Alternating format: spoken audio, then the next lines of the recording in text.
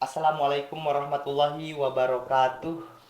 Saya Randy Wandani NPM 203507050 akan mempresentasikan hasil kunjungan lapangan kami terhadap dua anggota DPRD Kabupaten Tasikmalaya.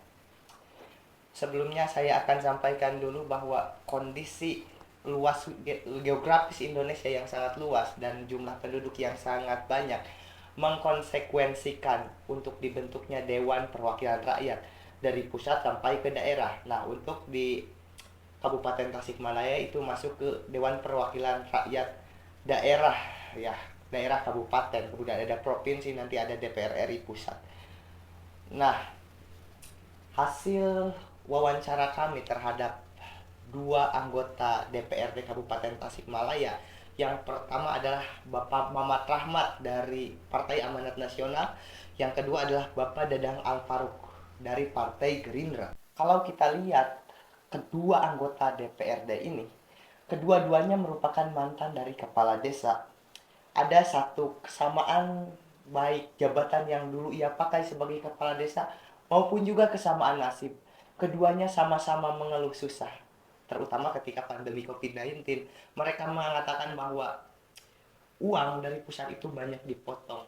Misalnya Pak Muhammad Rahmat mengatakan bahwa 42 juta itu hanya cukup untuk potongan partai dan kebutuhan masyarakat, gaji sebulannya. Dan juga Pak Dadang Alfaruk juga mengatakan bahwa saat jadi kepala desa saya punya mobil sekian, setelah menjadi kepala desa mobil saya jual, bahkan istrinya juga apa ya, cerai katanya.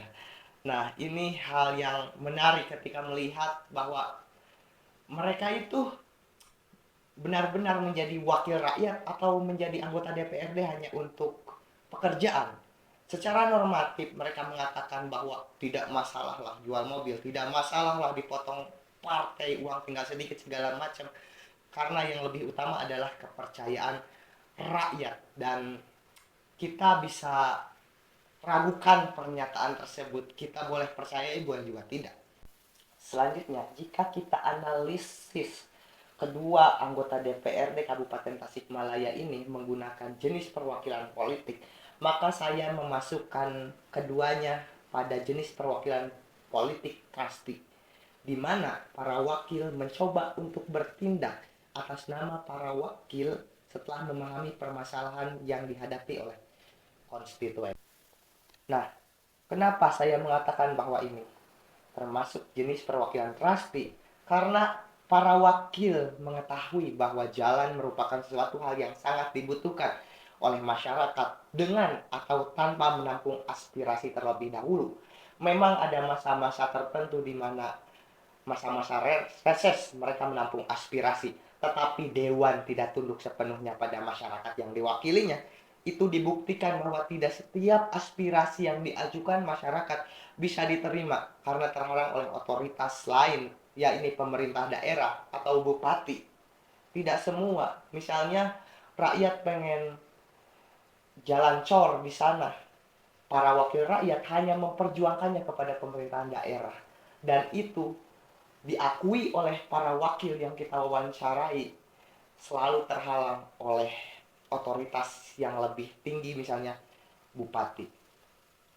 Alasan kedua, kenapa ini disebut trustee, karena kedua anggota DPRD ini merupakan mantan kepala desa. Pak Dadang Alfaruk misalnya dari Gerindra, beliau meraup 4.000 suara tanpa kampanye.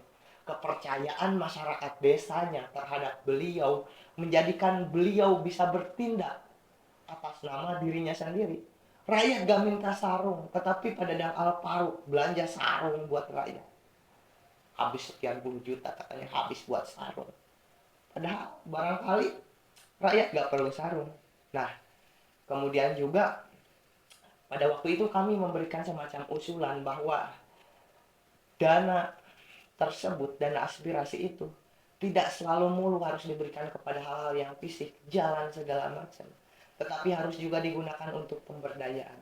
Kondisi masyarakat kita juga yang sangat rawan terkena politik uang dan juga yang bersifat sangat materialistik menjadikan hal-hal yang fisik itu jadi tujuan. Anggota dewan kalau dilihat pekerjaannya, ya dilihat jalannya mulus apa tidak. kasih 15 juta gak per RT segala macam. Ini yang harus diperbaiki. Bukan hanya mentalitas anggota DPRD-nya, tetapi juga mentalitas rakyatnya juga. Karena Rasulullah Shallallahu Alaihi Wasallam bilang kalau pemimpin itu cerminan rakyatnya. Sekian yang dapat saya sampaikan. Mohon maaf bila banyak kesalahan. Wabillahi taufiq wal hidayah. Wassalamualaikum warahmatullahi wabarakatuh.